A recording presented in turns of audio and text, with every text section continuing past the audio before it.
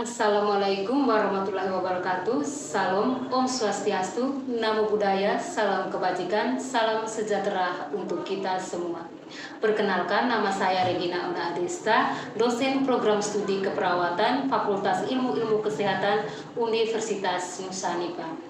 Pada semester ganjil, saya mengampu mata kuliah keperawatan maternitas, sedangkan pada semester genap, saya mengampu mata kuliah keperawatan kesehatan reproduksi sesuai dengan latar belakang pendidikan magister saya, yaitu keperawatan maternitas. Bapak Ibu, pada kesempatan ini saya akan mengajar mata kuliah keperawatan kesehatan reproduksi untuk penilaian pernyataan diri dosen bidang pengajaran. Mata kuliah keperawatan kesehatan reproduksi dengan kode mata kuliah K13042NI merupakan rumpun mata kuliah keahlian berkarya yang wajib diberikan kepada mahasiswa semester 4 program studi sarjana ilmu keperawatan dengan jumlah SKS 3 SKS yang terdiri dari 2 SKS teori dan 1 SKS praktek. Mata kuliah ini membahas tentang upaya meningkatkan kesehatan reproduksi perempuan usia subur, ibu hamil, ibu melahirkan, nifas, di antara 2 kehamilan, dan bayi baru lahir fisiologis dengan penekanan pada upaya preventif dan promotif yang menggunakan pendekatan proses keperawatan dengan memperhatikan aspek legal dan etis di tatanan klinik maupun komunitas. Sebagai koordinator mata kuliah, saya merancang perkuliahan mata kuliah ini menjadi 16 kali pertemuan termasuk ujian tengah semester dan ujian akhir semester untuk mencapai 9 CPMK dan 20 sub CPMK.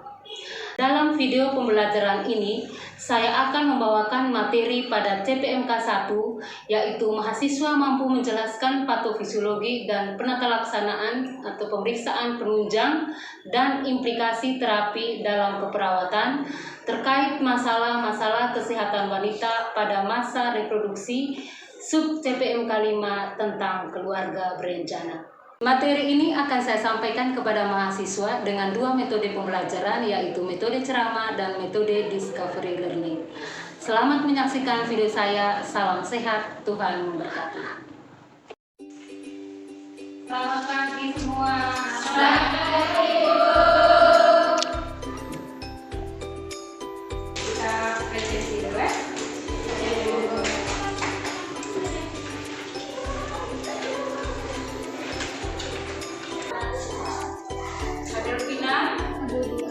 Utama Erin, di samping Suster Paulina, Suster Elizabeth, Monapura, ada Bu Aliska, ada Bu. Baik, sebelum kita mulai perkuliahan hari ini, kita berdoa dulu. Kalina Suster untuk perkuliahan kita hari ini.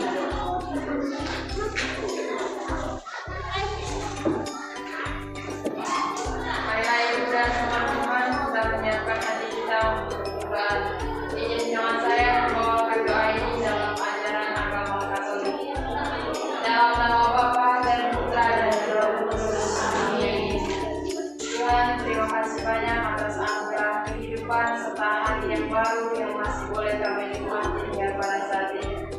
Pada kesempatan ini ya Tuhan, Engkau telah mengizinkan kami untuk melakukan aktivitas harian kami, terutama kuliah kami pada hari ini. Berkatilah para dosen yang akan membawakan materi dan juga kami sebagai mahasiswa-mahasiswi untuk boleh mengerti segala yang diajarkan oleh para dosen. Jamkanlah kami semua pada hari ini dari segala yang jahat. Nama yang kudus kami puji kini dan sepanjang masa. Amin. Dalam nama Bapa dan Putra dan Roh Kudus. Amin. Baik, kita akan melihat tentang keluarga berencana. Seperti yang kita ketahui bahwa minggu lalu kita sudah melakukan perkuliahan tentang keganasan pada wanita. Hari ini kita akan kuliah masalah pada wanita tentang keluarga berencana. CPMK pada mata kuliah ini hari ini adalah mahasiswa mampu menjelaskan patofisiologi dan penata laksanaan termasuk pemeriksaan penunjang dan implikasi terapi dalam keperawatan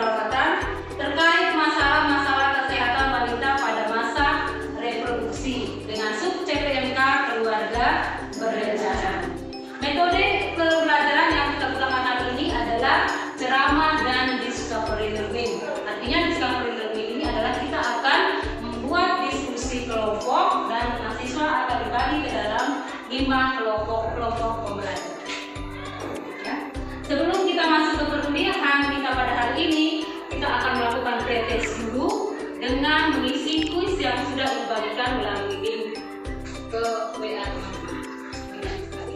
Silakan.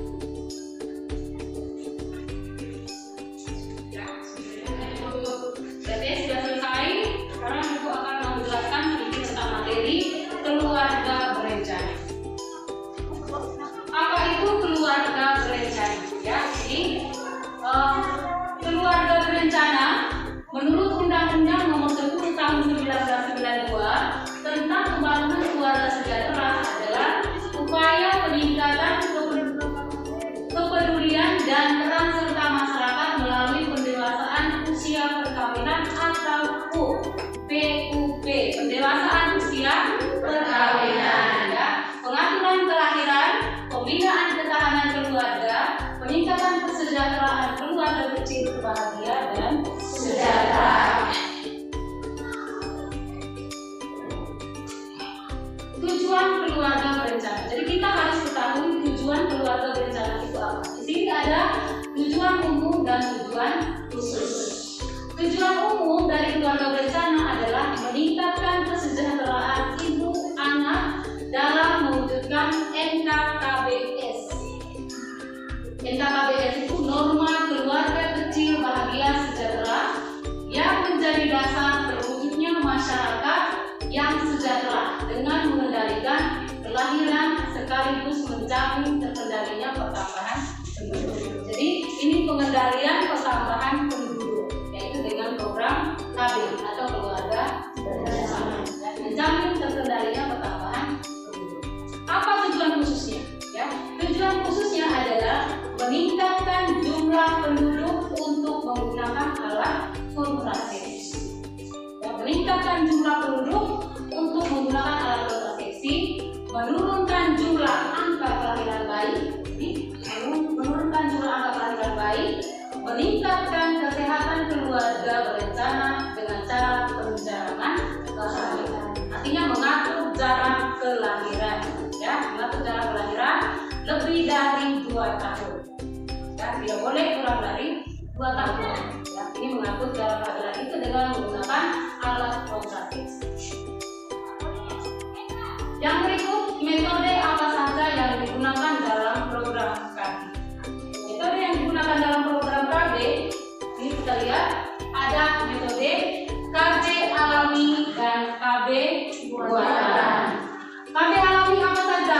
Itu KB alami yang pertama adalah tidak berhubungan seksual di masa subur dengan cara, jadi tidak berhubungan di masa subur.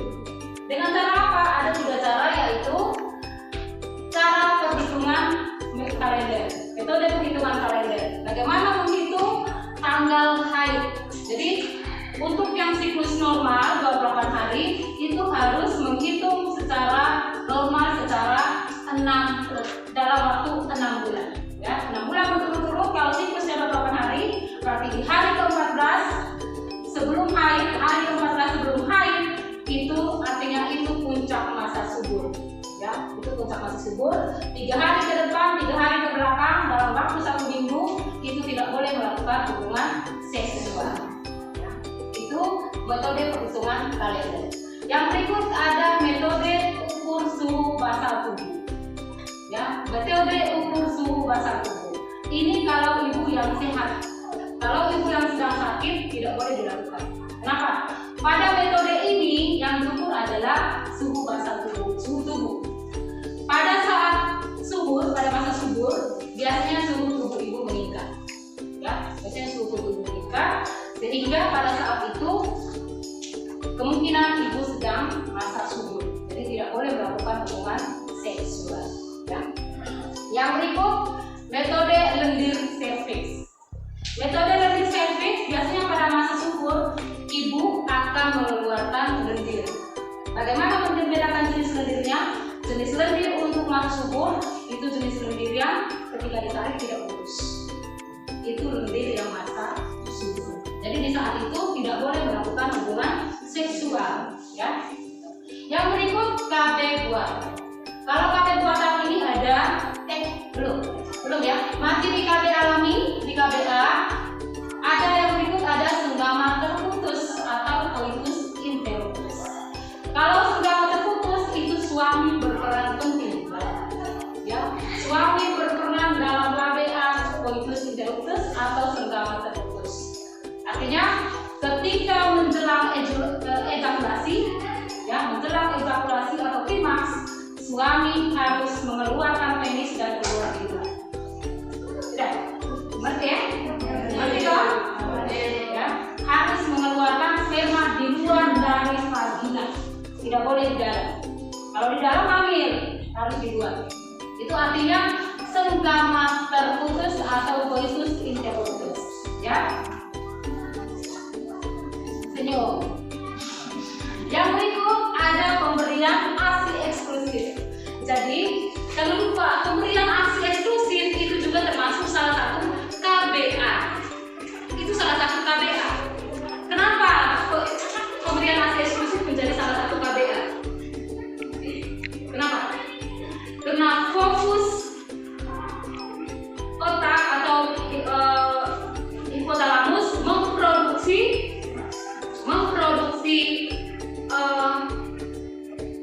mengatur produksi ASI, ya. Kalau produksi ASI-nya menurun, maka yang diproduksi adalah estrogen dan progesteron untuk bagian organ reproduksi, ya. Yang berikut KB buatan. KB buatan ada 5, yaitu ada vasectomy dan tubectomy, ada IUD atau intrauterine device, ya, atau AKDR, alat kontrasepsi dalam rahim, ada implan atau susu, ada suntik progestin yang tiap 3 bulan, ada yang tiap 1 bulan, dan juga ada pil yang setiap hari, ya. Sudah. Setelah ini, dari 5 jenis KB buatan ini kita akan membahas di dalam kelompok. Oke, siap? Silakan mahasiswa membuat diri ke dalam 5 kelompok.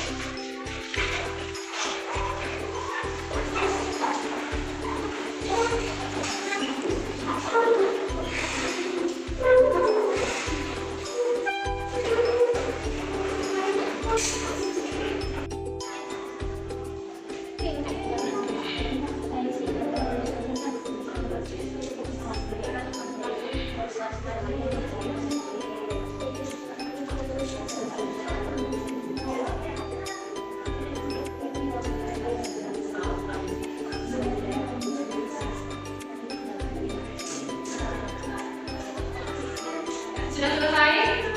Sudah siap untuk presentasi? Sudah waktu cepat? Sudah? Silakan kelompok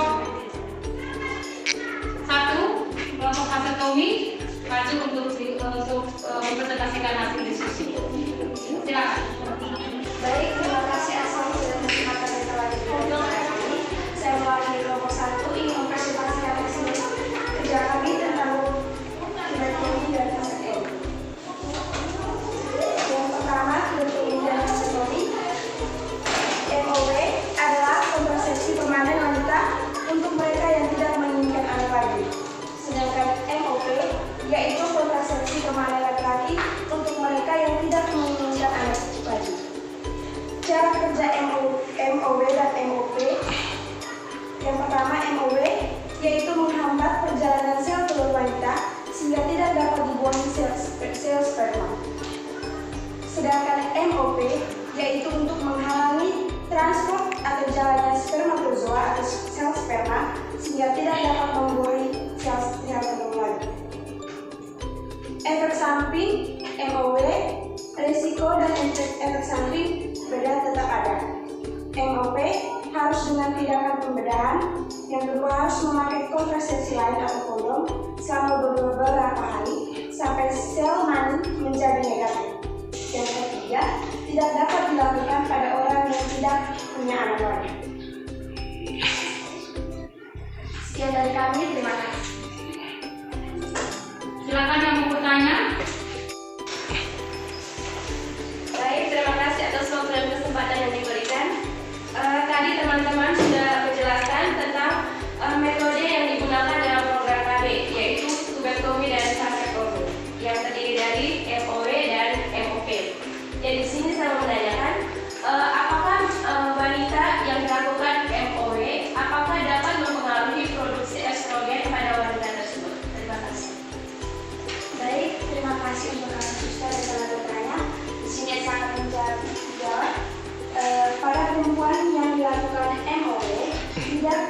mempengaruhi produksi estrogen karena yang menghalangi masuknya sperma ke ovum itu terjadi pada tubal falopin. Sedangkan estrogen itu diproduksi di uterus. Sekian.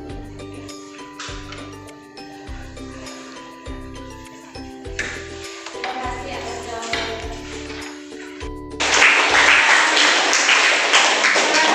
Berikut kelompok 5 mempresentasikan tentang pil, PKB pil.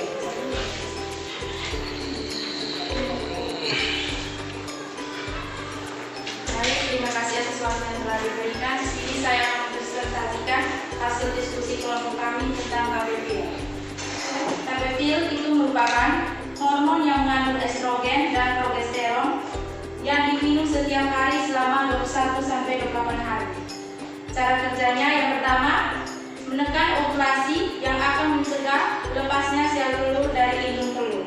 Yang kedua, mengendalikan lendir mulut rahim sehingga sperma tidak dapat masuk ke dalam rahim. Yang ketiga, menipiskan lapisan endometrium atau selaput lendir di vagina. Keuntungannya yang pertama, kesuburan segera kembali. Yang kedua, mengurangi rasa sakit atau nyeri saat haid. Yang ketiga, terlindung dari penyakit radang panggung dan mencegah kehamilan di luar rahim. Yang keempat, mudah digunakan. Yang kelima, mencegah anemia defisiensi zat besi atau kekurangan darah. Yang keenam, mengurangi resiko kanker ovarium atau kandungan.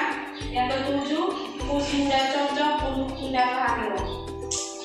Kerugiannya, yang pertama, pemakai harus disiplin meminumnya setiap hari. Yang kedua, tidak dianjurkan untuk wanita perokok. Yang ketiga, dapat berisiko infeksi klamida atau jamur di sekitar kemaluan wanita. Cara penggunaannya, pil pertama diminum pada hari kelima haid, seterusnya berturut-turut 1 pil setiap hari. Sekian presentasi dari kelompok kami. Silakan yang mau bertanya. Baik, terima kasih kepada teman kelompok. Di sini saya akan bertanya. Tadi kan teman-teman sudah menjelaskan tentang apa itu pil KB. Nah, pil KB itu hormon yang mengandung estrogen atau progesteron yang diminum setiap hari selama 21-28 hari. Nah, di sini saya akan bertanya, apakah risiko atau tidak jika suatu hari ibu lupa minum pil? Terima kasih. Baik, di sini saya akan menjawab pertanyaan dari Kak Kandi. Apakah jika ibu lupa untuk minum pil KB akan berisiko tinggi kehamilan? Jawabannya adalah sangat berisiko tinggi kehamilan. Sehingga di sini salah satu cara untuk menanganinya adalah dengan mengonsumsi 2 pil sekaligus keesokan harinya. Contohnya hari ini ibu tersebut tidak minum KB, minum pil KB, maka besoknya dia harus mengonsumsi 2 pil sekaligus. Sekian. Terima kasih. Kita beri aplaus dulu untuk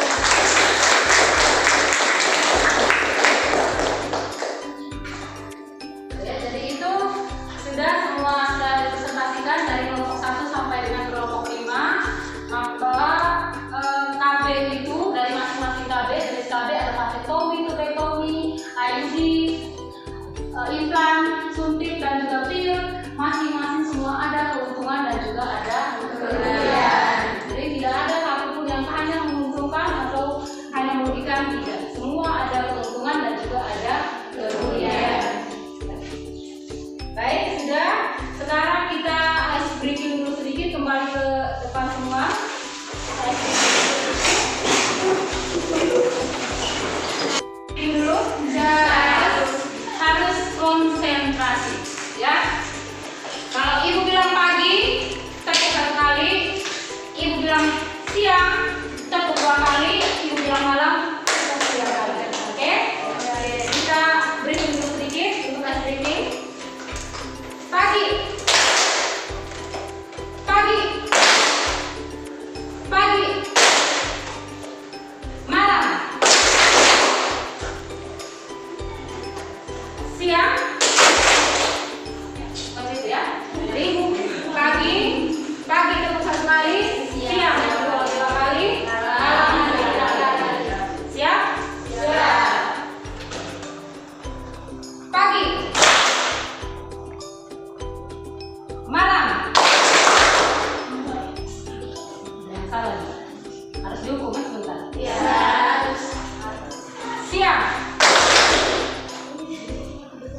Siap? Itu ya, jadi ini melatih konsentrasi. Mahasiswa belum konsentrasi ya. Jadi seorang mahasiswa itu harus konsentrasi, harus mengikuti pelajaran, harus mengikuti pembelajaran dengan konsentrasi penuh. Jangan pikiran keluar. Ya. Sudah? Ya, itu materi kita ini hari sudah selesai sampai di sini. Sudah ada tulis materi KB tadi, ada KB alami, KB warna. KB alami itu ada berapa? Ada 3 KB alami, 5 KB warna. KB alami tadi apa saja? Tidak perlu. Ya, yang berikut segala.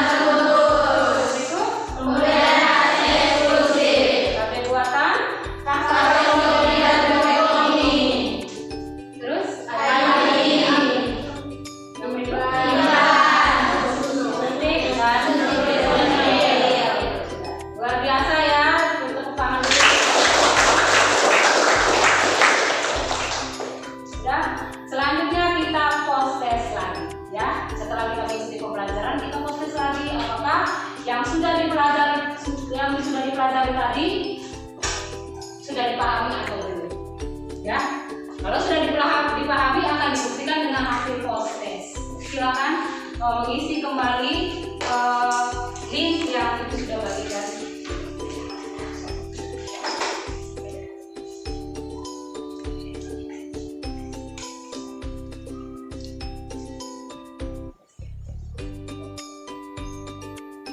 Sudah isi semua? Sudah, kita akhiri dengan doa. Kita akhiri dengan doa. Sukses bagi yang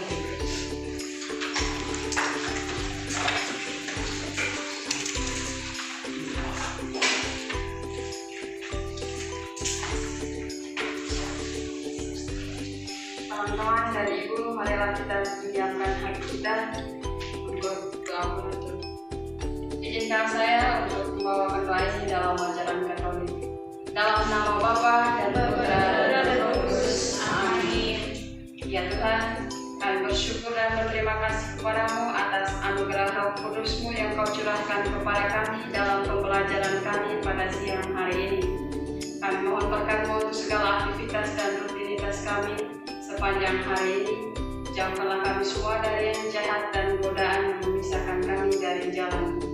Ya Tuhan, lindungilah para dosen kami, mahasiswa semuanya. Semoga mereka semua senantiasa Engkau memberikan rahmat kesehatan jasmani maupun rohani. Nama-Mu yang kudus tetap kami puji kini dan sepanjang masa. Amin. Dalam nama Bapa